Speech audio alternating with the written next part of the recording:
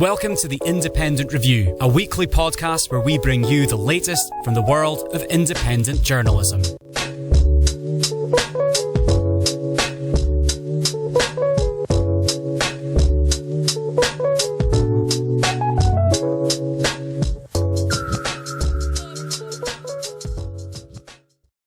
Welcome to The Independent Review, a weekly show highlighting clips from the top independent news. This week we are going to go over a clip from Whitney Webb on her show Unlimited Hangout regarding social media and its fusion with the government. We will then spend the rest of the show going over the situation in East Palestine, Ohio from different journalists and their reports on the situation. Let's begin. Let's switch to Facebook, for instance, that in 2018, people were talking about nationalizing Facebook, breaking it up, and even jailing Zuckerberg for his role in, helping crazy conspiracy theories elect Donald Trump as president. And just a few weeks after that, Facebook suddenly announces a new partnership with the Atlantic Council, which is NATO in all but name. Suddenly, Facebook's upper ranks are just filled with these ex-NATO guys who are now deciding content moderation for 3 billion people online. So I think clearly there comes a point where these big Silicon Valley giants become too big to get ignored. And that's kind of what's happening right now. Well, let's turn to Facebook for a second. So one of your best articles on this topic, in my opinion, is the one you did about Facebook and the ex-CIA agents deciding Facebook's content policy. And I was really blown away by this, especially this Aaron Berman character, who is a former pretty high-ranking CIA guy. And of course, now he's gone to be one of the top guys at Facebook. So who is Aaron Berman? What's his background? And what is his role at Facebook's parent company? Well, I guess if you're looking at Facebook's website itself, Aaron, he's just called Aaron, is a very nice, homely guy who wears purple sweaters and is in charge of content moderation at Facebook.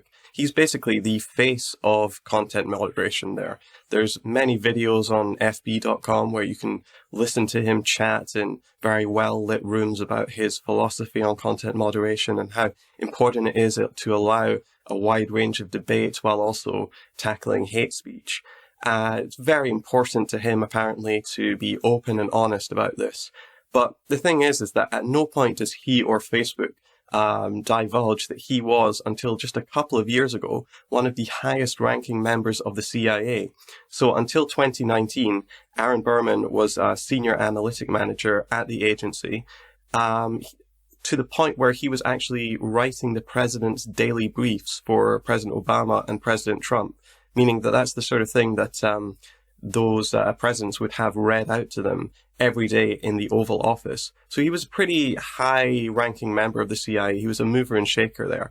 And suddenly he drops that job at the agency and just gets parachuted into this extremely important position at Facebook, to the point where he's essentially deciding what 3 billion people around the world see and crucially don't see in their news feeds.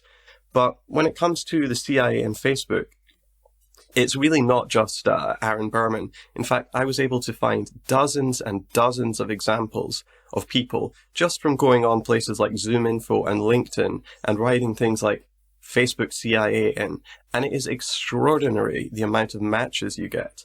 So, of course, that's not the full amount of people who are working at Facebook who used to be spooks. This is just the people who actively and openly admit it on their social media profiles. Yeah. Mm-hmm. I think one of the most extraordinary cases of Facebook CIA collusion is Scott Stern.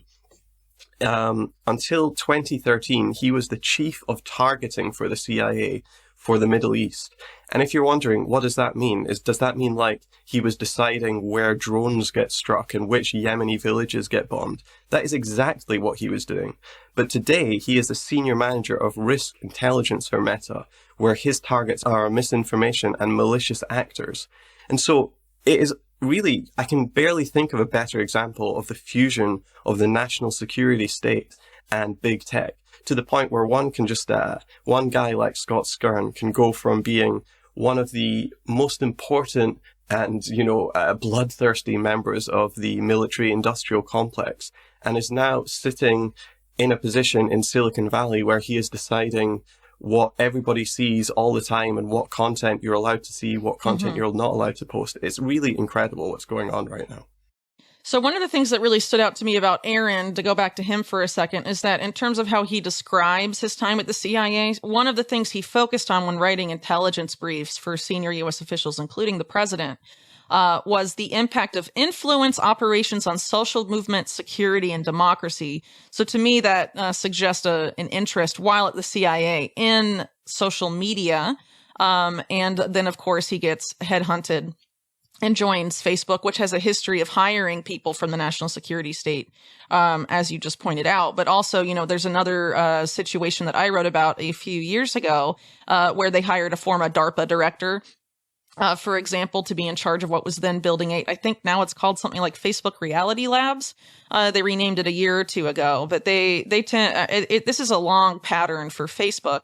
And when one considers the history of Facebook, and how it became the company it is today, you have the guy that put Facebook on the map is Peter Thiel, who at the same time he was becoming the top investor early on in Facebook, was also creating Palantir, which was designed to be a software product explicitly designed with the CIA in mind. This is attested to by Alex Karp, Palantir CEO himself. And of course, Palantir for its first 3 years as a company exclusively works for the CIA. They go to CIA headquarters every 2 weeks. They're product development managers to have the CIA tweak their products. Very close collusion there. And then at the same time, you have that same network developing Palantir for the CIA, developing Facebook to a significant extent. And you have people not just like Peter Thiel, but the guy that brought in Peter Thiel to Facebook, Sean Parker, who was recruited by the CIA after, as a teenager, actually, because he was involved with Napster, for people that remember that, as a teen, and then admits it himself was approached by the CIA as a result of that situation. So it's just interesting to see Facebook and some of these other social media companies, in light of the fact that a lot of their origin stories have these elements there as well. And if you follow it, it's continuous from their inception as a company to now. And it really makes you wonder about social media in general, because I've written a lot, for example, about a program that is now defunct, of course. It didn't really get off the ground, but was pitched and was going to be implemented by DARPA, specifically the Pentagon's research arm, after 9/11, called Total Information Awareness. And they tried to rename it later Terrorist Information Awareness to sound less like a giant machine of dragnet surveillance. And Total Information Awareness was trying to get Americans, essentially profile them based off of data about their daily lives, where they're going, who they're meeting, things of that nature. And some of the programs that were related to this, like the LifeLog program was shut down in 2004. It looks an awful lot like Facebook today. And I think what's interesting about looking at companies like Facebook and Palantir and how they come out of similar networks is that, a lot of the uproar about Total Information Awareness was that the military was directly involved. And Peter Thiel and some of these other guys gambled correctly, I think, that people would willingly give up their data if it was seen as a purely private enterprise and not as part of the state. But what your work has shown, and some of this earlier, some of the earlier history shows as well, is that it was never really a private venture from the off in the way that most people have been told, told about it. These origin stories, a lot of these Silicon Valley companies, whether it's true or not, a lot of people imagine it as, these guys were just tinkering in their garage in California, and all of a sudden pops out this giant company. Well, for Google, we know that's fake. For Facebook, we know that's fake. So, I don't know. What are your thoughts about that, Alan, about, the utility of this, for the national security state, from the off? Was this something, that some of these companies were intended to do from their, inception, for the national security state? Or was national security fusion something that came along later? Well, I guess it depends on which example you're going to pick. Certainly, I think it's pretty natural that coming out of the internet that we have these machines that really appear in our homes in the 90s and 2000s across the world. There was this incredible potential for connection and community to be built. And so I think some level of social media was kind of natural, that this was always going to happen. But who actually rises to the top of the pile is not necessarily completely random. I think in some cases, the sort of rags to riches story of these platforms is pretty much true. But in other cases, as you pointed out, it's really not quite the case. There's a lot more going on. And a lot of these companies did have their hands held by the national security state from the outset. I don't know too much about Facebook's origins. That was very interesting what you were saying. But I have written at length about Google's origins. And so a lot of people really are not aware of how Google really fundamentally started as a CIA project. In fact, Sergey Brin, his research at Stanford University, according to a great investigation by Dr. Nafiz Ahmed, showed that the CIA and the NSA were bankrolling his research there, and that his research there would later produce Google. Not only that, they weren't only bankrolling it, but his supervisor there was a CIA person. So the CIA actually directly midwifed Google into existence. In fact, until 2005, the CIA actually held shares in Google and eventually sold them, which, you know, if we're going to talk about business deals, probably not a great idea to be selling your Google stock in 2005, but okay, whatever.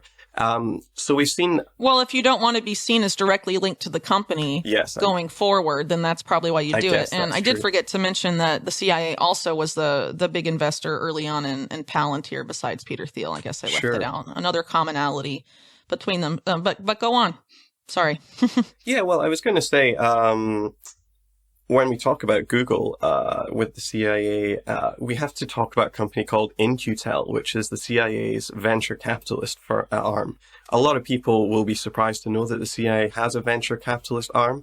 But yes, In-Q-Tel has midwifed and birthed and helped nurture a huge amount of big tech and other important high-tech industries in the United States. The point of it is, from the CIA's perspective, is they go around finding small companies, or maybe not so small as well, but companies that are on the cutting edge of various technologies, and try to work with them and develop them and get a comparative advantage over their rival countries like Russia and China, so that the national security state of the United States can stay 1 or even 2 steps ahead of its rivals. And for a small company that's just starting in California, say, the draw of working with the CIA is huge, because that is like an unlimited source of money. Basically, it transfers a lot of kudos to your company, a lot of governmental backing. It more, I don't want to say it ensures success, but it certainly makes the likelihood of you succeeding in a very competitive and difficult industry to break into, makes it much more likely. And so I can see it from both ends why companies would want to work with the CIA and In-Q-Tel, and why In-Q-Tel would want to work with these companies. Well, I think it's important to point out really quick about In-Q-Tel that it's definitely the CIA's venture capital arm. Of course, the CIA claims it's fully independent, blah, blah, blah. But if you actually look into how In-Q-Tel's structured, that's not really so. But the thing I did want to point out is that In-Q-Tel, from its inception, has had a very close relationship with weapons manufacturers, because the person that created In-Q-Tel for the CIA was the top executive at Lockheed Martin. I think it was Lockheed Martin, actually, at the time. I went through some mergers in the 90s to become Lockheed Martin, the company it is today. But it was Norm Augustine was the guy that was in charge of Lockheed Martin at the time that the CIA chose to tap to create In-Q-Tel for them. So an interesting connection worth keeping in mind, because as I mentioned earlier in the intro for this podcast, a lot of these companies, specifically Google, are major contractors to the U.S. national security state, whether it's the Department of Defense or the intelligence community, or several intelligence agencies, like in the case of Palantir that I talked a little bit about earlier. All 18 U.S. intelligence agencies contract with Palantir. So it makes sense, I guess, for them that there would be some sort of revolving door there. But it's just stunning when you start to get engaged with this type of information and this research, the extent of the overlap. And I really think there's no word we can really use for it beyond fusion. You really can't tell where one ends and one begins at this point. Maybe you could potentially a decade or two. Now for an update on East Palestine, Ohio, let's first go to the Corbett Report for their perspective. We will then jump into Ryan Christian from The Last American Vagabond, followed by a few other reports with an interview from Rebunked News and another interview on AM Wake Up. Welcome back to New World Next Week. I'm James Corbett of CorbettReport.com.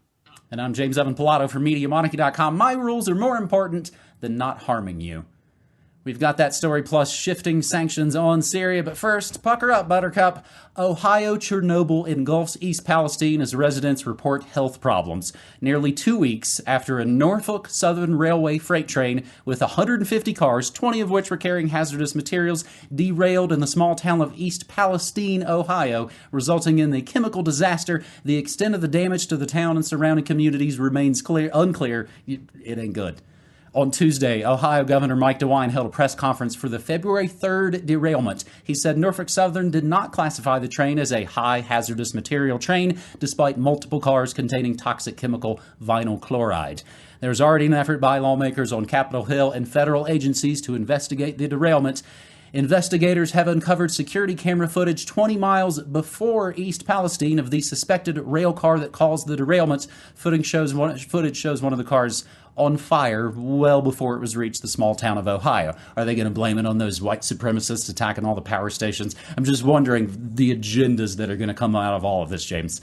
We're in the eye of it right now. As investigators pinpoint the likely cause of the derailment, the environmental impact of the controlled burn of 20 rail cars that contain toxic chemicals, including vinyl chloride, ethyl hexyl acrylate, and isobutylene, has released what some described as a chemical nuclear bomb that has contaminated the town and surrounding communities. Following the burn, there have been numerous reports of wildlife dying, fish, frogs in nearby streams. People have reported their chickens, dogs, horses were either sick or dead.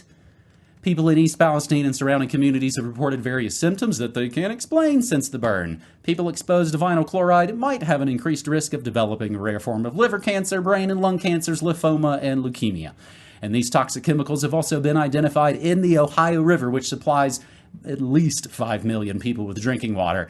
It's not just what was in the tanker cars, it's what happens when they burn and combine. This may be the largest dioxin plume in world history. I know of no more serious release ever, explained Eric F. Coppolino of Planet Waves FM. Maps, literally now, from West Virginia to New Mexico.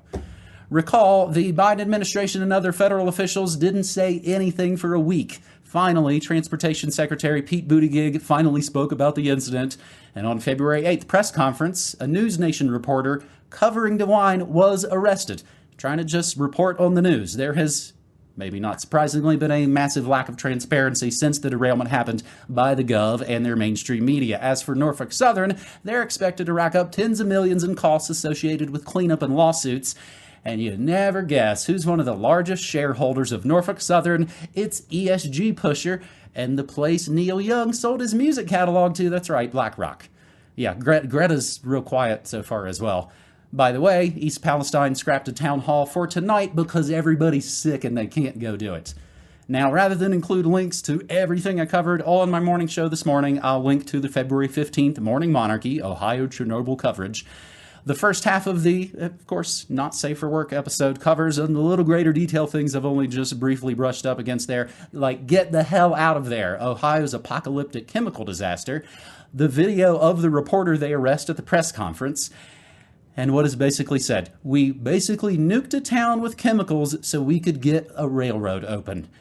James, not an engineer. I guess they couldn't move the cars, I guess. They blew it up like they blew up that beached whale way back in the day on the Oregon coast. Couple of interesting notes. Again, they burnt this thing. And last week we talked about Pentagon unleashes dozens of spy balloons across America, August 2019. How about this one? Biden signs bill preventing nationwide railroad strike December 2nd, 2022, forcing them to get back to work in unsafe conditions that I believe they were protesting against. Oh, and the EPA says Ohio toxic train derailment air quality is safe. On February 3rd, a Norfolk Southern train containing toxic chemicals derailed in East Palestine, Ohio. In the days after, crews conducted controlled releases of the chemicals to avoid further damage, which meant burning them. And we wonder again, is this incompetence or is it just plain evil? And for fans of the synchromistic, deadly Ohio train derailment eerily predicted on Netflix movie White Noise last year. Now, James, where's all that unsolicited health advice that was so prevalent these last 3 years while people were drinking vinyl chloride coffee these past couple of weeks? This is on the news here in the States, James, but it feels like it's only on there because of the outcry. Why are you covering this? My mom said I'm the only one that's asked anything about this to her, but that's sadly not really much anything new. I think the mainstream tried to keep it on Chinese balloons and the latest shooter event as long as they could. And the general rule should basically be when the state says, oh, MFG, you should totally panic, it's probably nothing that they're blowing out of proportion. But when they tell you literally the air is safe to breathe at Ground Zero or East Palestine, you're in deep, deep stuff. James. Yeah, exactly right. If there's one thing we've learned from 9/11, it's that the air is safe to breathe coming from EPA officials is a lie. So, yeah, and what a lie. How many people have these Chinese weather balloons killed versus how many people could be affected by this, which could be one of the biggest environmental disasters in human history, depending on what actually eventuates here. And I think the reason why it hasn't been wrenched into some sort of it was white supremacist, right-wing Trump MAGA people who did this or whatever, is because I think they've been working very hard to cover this story up rather than to try to put it into some sort of narrative. And I say that because I've been following this from the outside.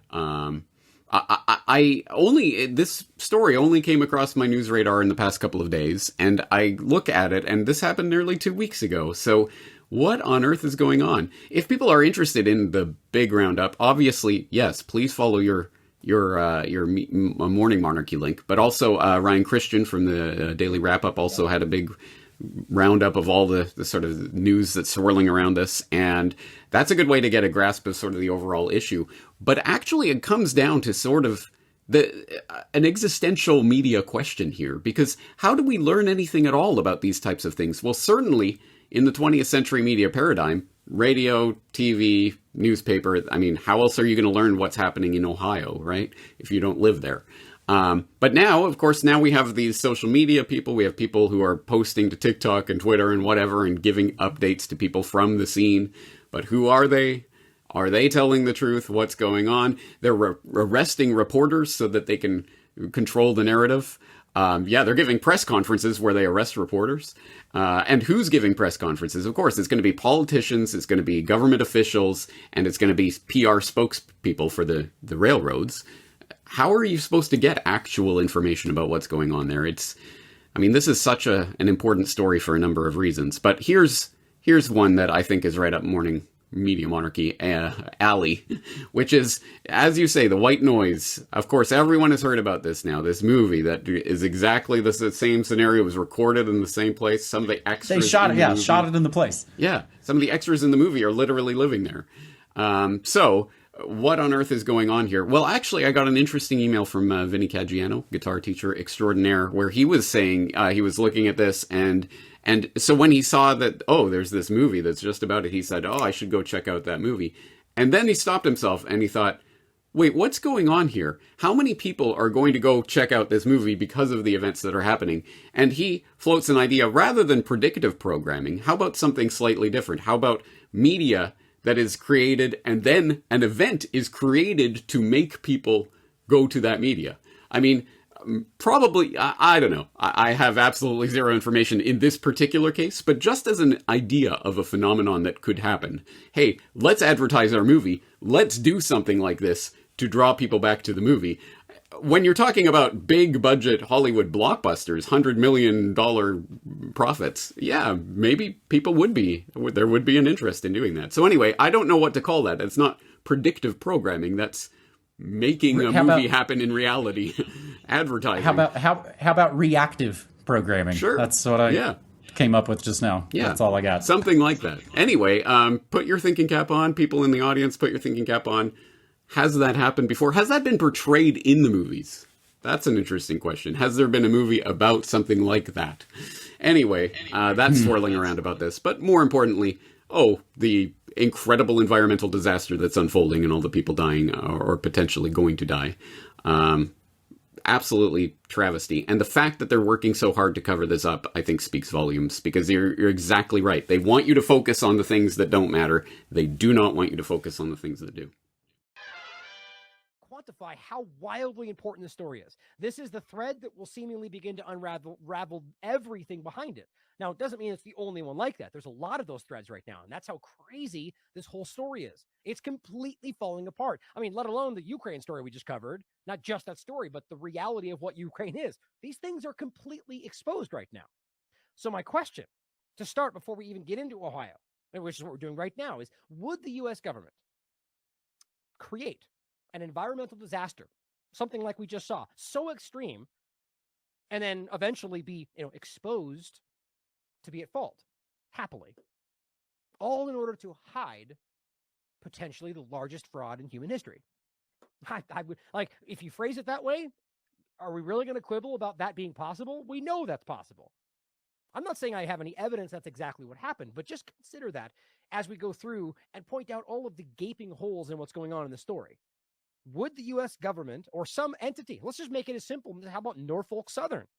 Would they be willing to create a huge ecological, environmental disaster within, to cover up whatever happened in that 10-day period where nobody was talking about it? Or just to create it so bad that we talk about it for weeks and weeks and weeks, and it eclipses the largest fraud in human history? I don't know, but we need to think about that. So let's first start off with a shout out to Scott's great coverage of this. He broke down the segment I did about the train derailment from the two shows 2 days ago, and added some very important stuff. So check it out for yourself, because Scott is really doing a great job on this. And every single time he does this, he adds to what I'm doing and he makes it exponentially better. So check it out for yourself.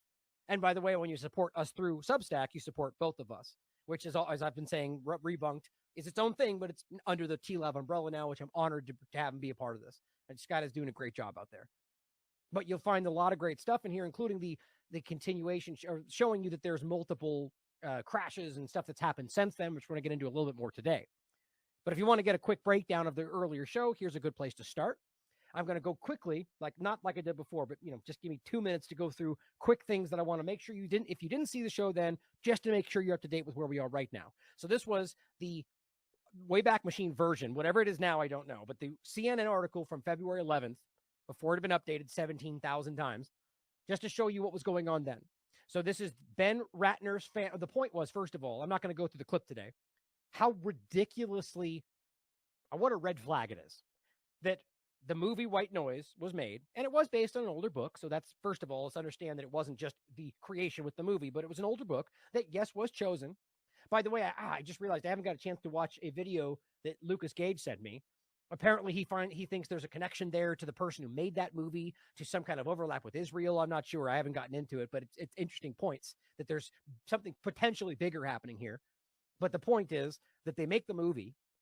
It's in Ohio about a train crash and what they call in the movie an airborne toxic event, and the family that deals with it. And an extra, two of them that were in this movie, live in this town and are now dealing with the same thing that they went through in this movie. It's absurd. The mathematical possibility of that is outrageously it's impossible as far as I'm concerned.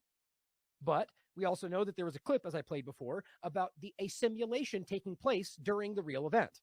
I just found that almost too much, where they're literally talking to each other, and the guy goes, "What's that armband mean?" And he says, "Simulated evacuation." He goes, "But this is real." And he goes, "Well, yeah, we figured we use the real event to practice simulation." It's a dark comedy, they say, but I found that very, very telling.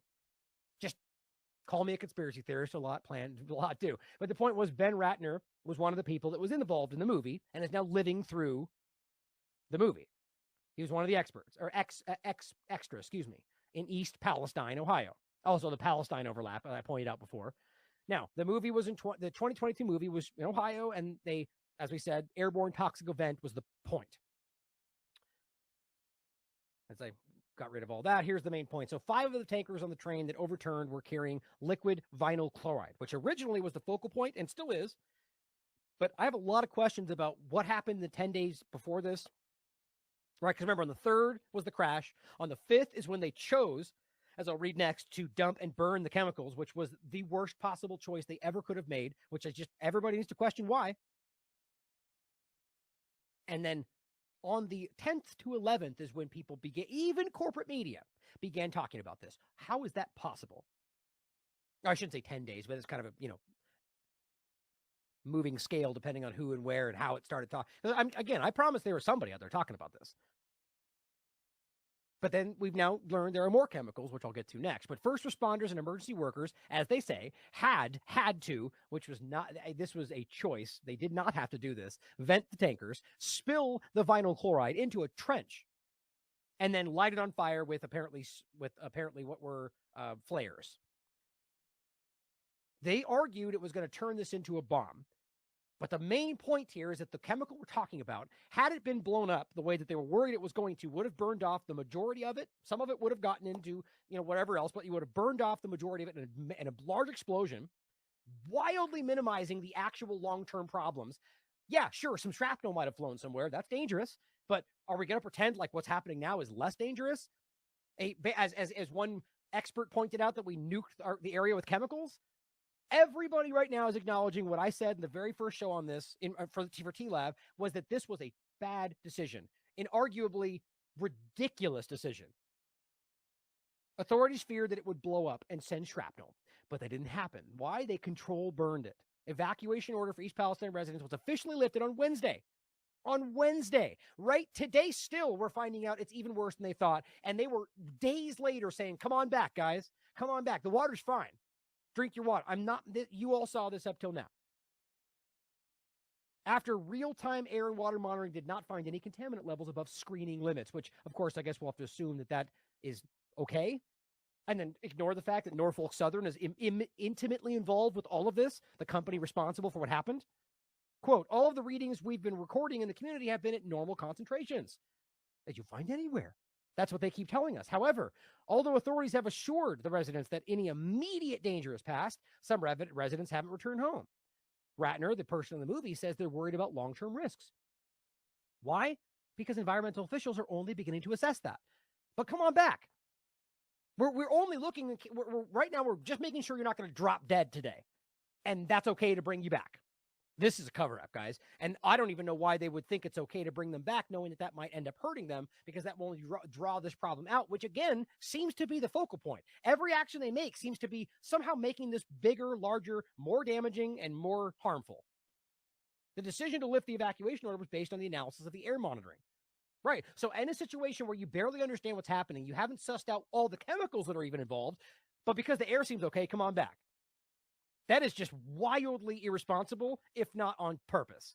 Up to this point, officials have been looking for large immediate threats. Again, the point was not, they don't care about the potential, whether you can come back and suddenly have respiratory problems or a headache or cause some other kind of long-term cancer problems.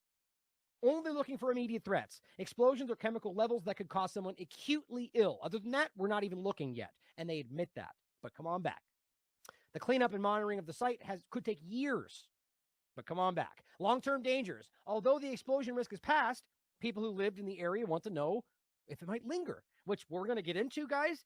Everything about this suggests this is going to go on for a really long time, especially because of one thing that nobody seems to be talking about in the corporate conversation. Fish and frogs have died in streams. That became a real talk, an open discussion. People have reported dead chickens miles and miles and miles away. Dead dogs, foxes, even cows. They say they can smell it in the town. As far as I saw even yesterday, I think even today, when asked at Wednesday's briefing about exactly what spilled, Norfolk Southern listed the things we knew about. Now ask yourself why they did not then openly tell us what else was on this train. Are you going to pretend that Norfolk Southern did not know? Something was being hidden, and this is my concern. Only now are we getting the new chemicals. So what was going on? What was on this train that they were being very tight to the chest about? What happened in the 5 to 10 day period where nobody was talking about this? I mean, consider just as a random hypothetical thought, what if this was a vaccination shipment? Now, I'm not saying I have any evidence about that. I'm just throwing out one of the many possibilities which would suggest something going on like this. Do you realize how dangerous that would really be? One of these vials cracks, as we just covered, and it causes rashes and ocular erosion, let alone a gigantic shipment or so on. The point is, it could have been that. It could have been something else. It could have been a DOD military shipment of something far more damage. Who knows? I don't think it's unjust to ask what happened and why they're being so close to the chest, even now. Vinyl chloride, which is used to make PVC pipes, can cause dizziness, sleepiness, headaches, and so on, but is increased to cancer, liver, brain, lungs, blood. How much of the chemicals spilled into the soil and water is still trying to be figured out, but come on back. Ohio's EPA says they don't even know, but come on back. Initially, the most environmental spills. It is difficult to determine the exact amount of material that has been released into the air, water, and soil. The assessment phase that will occur after the emergency is over and will help to determine that information. The emergency phase. Lee said that after his agency had assessed the site, that will work on a remediation plan. But how are you going to pretend? Oh, excuse me, it says after. Anyway, the point is after. So it's still happening. I probably would be more concerned about the chemicals in the air over the course of the next month. State officials said they would continue to monitor the site for exactly that reason. This seems nothing if not uncertain. No one is quite sure whether to trust the help. You know why? Because the vast majority of it is coming directly from Norfolk Southern, who is responsible. Because that's totally okay, right? Well, here is something that Orwell sent me. This is from the 6th, going back to one day after they chose to create the biggest environmental disaster we might have ever seen. Kurt Rhodes, and I only say that because of what we'll get to next. That's just what some people are saying. Kurt Rhodes, an environmental engineer, on the 6th, an associate professor for Care Western Reserve University, held a conversation about the chemicals and potential harm. When asked if Rhodes could put this on a scale of 1 to 10 in seriousness, this is what he said. Quote, I mean, certainly if I lived nearby this would be close to a 10 for me and my family. If I lived in that community, I would be at a 10, getting out of there, protecting my family. My God. This is a guy who knows what he's talking about. He's not talking about the train crash. He's talking about the chosen burn one day after they did so, and that's what we're talking about. And he's telling you that is a 10. It's not out of 1 in 100. He's talking about out of 1 to 10 scale. According to the environmental engineer, the major impact will be felt for years to come as the chemical gets into the ground, water, and dissipates to nearby wells used for drinking water. This has only increased in severity since the 6th. Here is another report coming from the 13th showing you. So the 6th, he was saying that. On the 13th, after all this time has passed and they've invited everybody back, not even telling them to drink the water, telling them that it's okay to drink the water. 3 more chemicals were discovered. What do you mean discovered? How is that even possible? So Norfolk Southern just didn't know? As it says, quote, we basically nuked a town with chemicals so we could get a railroad open, according to a hazardous materials specialist. An EPA agency sent a letter to Norfolk Southern stating that ethylene glycol monobutyl, I'm probably mispronouncing the last one, and it's ethylhexyl acrylate and isobutylene were also in the train rail cars that were derailed, breached, or on fire. So they held this to their chest until the 13th. I was surprised when they quickly told the people they could go back, but then said if they feel like they want their homes tested, they can have them tested. I would have far rather they did all the testing. Right. So go home and test if you want to. No, he said they should test these before they go back to them. Now, the expert says it's possible some of the chemicals could still be present in their homes and on objects until you clean them thoroughly. Like, okay, guys, if this is inside homes on objects, we are being immediately and still to this point lied to about how serious this could potentially be. Now, Luke Radowski shared this. There's no comment necessary. You really, if you're on the podcast, you need to take a moment and look at the image of the show on the Last American Vagabond, just so you can understand how incredible this is. This, and understand, again, just like I said on the last show, that huge plume and gigantic burn, that was, they wanted you to think that was because of the train crash. That was because of their choice to burn this. What you're looking at now is because of their choice to create this environmental disaster. It's unbelievable. And of course, this is exactly the point that I'm going to make in a moment. Don't worry, just go back to work. The air is safe to breathe, according to the U.S. government after 9/11. And they were wrong if you want to pretend that they weren't knowingly lying to people. Now, on a quick side note about the coverage, this is very telling as well. The Ohio the Ohio Attorney General drops charges against the News Nation reporter. Well, why did they charge him in the first place? Well, I guess he was talking too loud. While he was reporting like everybody else was. Oh, so you can't go, hey, can you please not talk so loud? No, you have to violently arrest him? The point, guys, is that he was live broadcasting about what was going on, in my opinion, to be clear, and clearly that was not okay. We watched the video. I mean, we just quickly go through this. I think this is just the video, I hope. Nope. Don't care about what she's saying. The point is they arrested him. Here we go. During Governor Dawn Cole of Stop His Live report. They came in. I am allowed to be here. East Palestine police say this is when other law enforcement officials in East Palestine. Now, or you can go to jail. Sir, you want to go to jail for criminal trespassing? Lambert repeats. Right. I mean, really? So is he being violent? No, he's standing there. So you're telling me he spoke too loud in a conference where other people are also reporting. And now he's clearly not screaming. He's standing there with his arms crossed, and you're threatening to arrest him if he doesn't leave. I mean, why? It's just amazing how willfully dishonest these people can be about every aspect of. I'm talking about the corporate media here. Here's what it says. During the news conference, Lambert was asked to stop giving a live report because he was too loud, according to the government. Officials said, quote, the volume of his reporting was perceived to be interfering with the event. So you arrest him, handcuff him, and literally take him to jail. Anybody buying that? Lambert was later charged with criminal trespass and resisting arrest. He was released later that night. Now, here's what happened today, or rather, since then. My office has reviewed the relevant video, because that was necessary, I'm sure, and the evidence associated, and is dismissing the charges as unsupported by sufficient evidence. Right, so you charge him with a BS, ridiculous thing that you know is not going to hold up just to get him out of the way, and then come back and go, we reviewed it and it's not true. He's good to go. But what they effectively did was shut this down. While journalists could conceivably be subject to criminal charges for trespassing in some situations, I misread it, says could, this incident is not one of them. Gee, do we really need him to tell us that? The reporter was lawfully present at the press conference called by the governor of the state. His conduct was consistent with the purpose of the event. Okay, so what are we talking about? So then explain for me why not only the people involved, but multiple law enforcement forced him out and arrested him. I mean, how do you see this as anything other than a cover-up or something made so they want us to think that's what's happening? Like, again, I'm leaning almost more towards at this point that this entire thing, not that it's a fake event, but that they want people to focus on this event more so than the gigantic crimes that have been proven and are still being committed. Just one thing to think about. Right, because this has happened before. That's just one of the largest examples. It's happened everywhere you look, guys. This is very clear. 2008, EPA misleads, the Center for Public Integrity. EPA misleads on air quality. That's a very nice way to put that.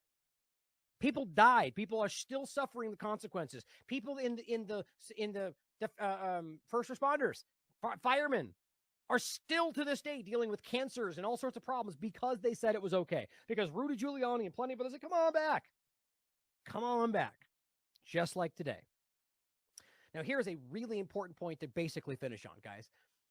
This is from Eric F. Capolino, February 13th. Now, for some reason, a lot of these Substacks end up kind of weirding out when I highlight it, but the highlighting is the part we're going to read. Palestine, Ohio, or Palestine, whatever they want to say, Ohio train wreck. It's the dioxin.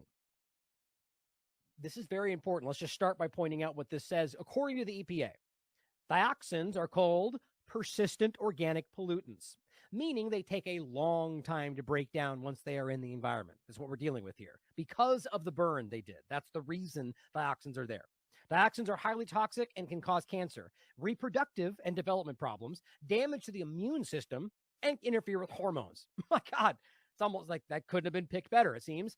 Dioxins are found throughout the world in the environment, and they accumulate in food chains, concentrating mainly in the fatty tissues of animals. Interesting. More than 90% of typical human exposure is estimated by EPA to be through intake of animal fats, mainly meat, dairy products, fish, and shellfish. Interesting. So let's see what he has to say. It's not what it says. It's not just what was in the tanker cars, right? It's what happens when they burn and then combine. So again, not just the burning itself, but the fact that they burned them and combined these things, they made this the disaster that it's going to be and that it is currently. There's no way that they did not know this. That's my opinion, but you prove me wrong.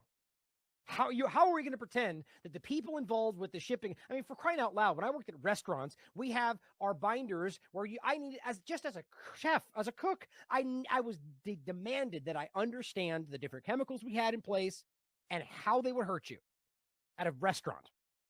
I've spent a long time, and now I'm blanking on the material safety data sheet, the MSDS. That's what it's called in a restaurant.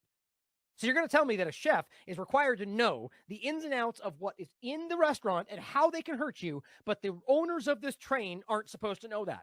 They aren't supposed to know that the risks are there, or the government. My God. They knew what would happen. They did it anyway. It says, I know of no more serious release ever. I believe just one of your tweets not too long ago. How is the air quality out there? Is it evident that this crap is still around there? I mean, and you can sense it and smell it and feel it? I can't.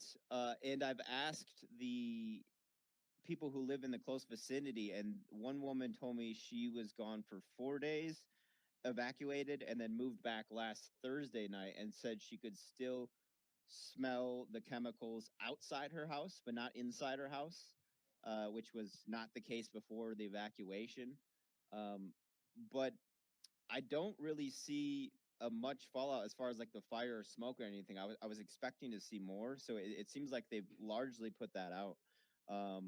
But you know, who knows? It's like I said, it took a few minutes to find the location at first because the woman I talked to is kind of dodgy. But yeah, there's some federal laws I wanted to bring up too, like this CERCLA, and these were, I think, both passed in 1986, which basically says once this chemical listed on this hazardous chemicals list gets released above a certain threshold, which for vinyl chloride is 1 pound, they have to report that annually. And there was probably hundreds, if not thousands of pounds of this that was released.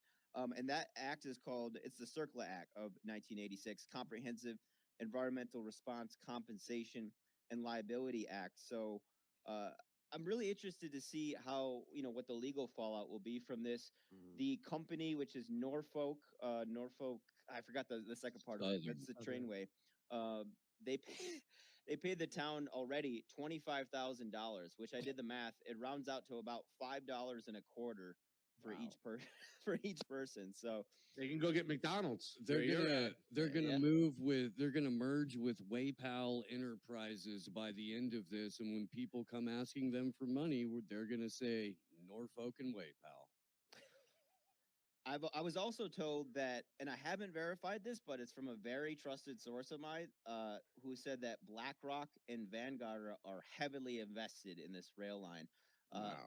I also spoke with a railroad engineer who no longer works for the railroad, who wants to remain anonymous. He talked about how these railroad companies really will go after people in any way they can if they release information they deem to be sensitive or they don't want released. And his biggest question was with the excuse for the derailment, which was an axle break, and he's a veteran engineer. He couldn't really wrap his head around that. Based on what he told me, it's because this is a very powerful steel axle, right? A piece of steel metal. And not only that, it should have been picked up, he said, on one of the tests they do, which you do one right when you get into a station and then right before you take off. But he said in terms of liability, the engineer and the conductor would be kind of first on the chopping block, so to speak, with regards to that. But the other thing that he said was an anomaly was the fact that initially, right away, they couldn't say which chemicals were spilled, which is, he told me, a big no-no. You're supposed to have a inventory of your train cargo, not only what you're carrying, but where you're carrying it, like which compartment you're carrying it in. And he thinks they maybe didn't have those records the way they should have had them, or they would have released that information initially, which the people who returned to their house after investigation or evacuation, excuse me, they were only told the other chemicals that were released, which I don't have them off the top of my head right now, in addition to the vinyl chloride. So they weren't even notified of the other chemicals until after they got back into their houses. This screams like military operation. There's something. There's classified cargo. This is just my opinion, just guessing into what we're with the information limited. That I think there's something more going on here. This is why I think it took 10 days for people to know, to like talk about this, or why the fact that they chose to seemingly create a larger disaster when it doesn't really make sense based on what the experts are now looking back and saying. So that's concerning to me. Can we go back actually to the original person you spoke to? Do you have any insight? Hey, guy. Why do you think that he was so aggressive about that? And yeah, like, because if he's saying you're going to be arrested for asking questions, do you have any insight on why you think he felt that way? Like, that's a really interesting statement. Yeah, it was a woman, and you know what it might have been? It could have been as simple as maybe I shouldn't have had my mask on, and maybe I scared her, and like she thought I was Antifa or something. But I told her I was a journalist, and she was like, "I can't help you." Then yeah, she's very, very much not wanting to talk to me. And she said, "Oh, you should just go straight over to the police station because that's where you're gonna end up." That's what she said. Yeah, that was the first person I talked to. I was like, "Oh, this is, and then the fear sets in. You're like, no, I didn't come all this way for nothing." So, strange. Yeah, it makes me feel like somebody had spoken to her, because that seems like an odd response to an average person. That most people are just like, well, yeah, I'd like to, I'll talk to somebody. Here's what I think is happening. Like today, that's much more prominent. So that's just very telling. Yeah, that was actually my last question. Was like, I asked her, I was like, did the police come and talk to you and tell you not to say stuff? Yeah. And then she walked away. She's like, I have nothing to say to you. So, and that was the gas station attendant. I talked to someone else at McDonald's, and they weren't that way at all. So I don't know if it was, maybe they just spoke to the gas station attendant, or she just was sketched out by me. The other thing too is, like, in small town Midwest, even though I'm from that, I'm from small town Midwest, there's not a lot of people that look like me, so I kind of stand out a bit. So you never really know what's going on in people's head, but I thought it was weird. Oh yeah, we got sent some stuff from the National Transportation Safety Board about train derailments, and it was averaging out to around something ridiculous sounding like 1,700 a year, which is a little less than 6 a day. Now, I don't know what they classify as. I'm promised that doesn't mean that every train derailment is multiple cars and carnage, and it could just be as they're loading one car to another that something slips and it knocks off a little bit, and they count that as a derailment. Yeah, you know what I mean. Yeah. So I do know that the infrastructure that they're riding on, the rails that they're riding on. The last time that the entire system was brand new was in the 70s. The last time that it was really updated was somewhere around the mid to late 90s. And that's what everybody's been operating on. There's parts from the 60s and 70s that are holding together rail cars, engines, axles, wheels. The axle caught on fire outside of East Palestine, Ohio, about 20 miles out. And that was apparently, according to Addy Ads, who interviewed a former engineer, said this is something that gets checked twice every time a train goes in. Those axle points get checked on entry and on exit. Yeah. So there's no excuse for that in the first place. Be sure to check our website below, which has all of the links to each clip. On one last note before closing the show, there is a recent update on the Thacker Pass mining situation from last week, where as of February 17th, there are now 3 Native American tribes launching a new lawsuit against the mine. We will continue to keep you posted on this and any other news this next coming week. See you soon.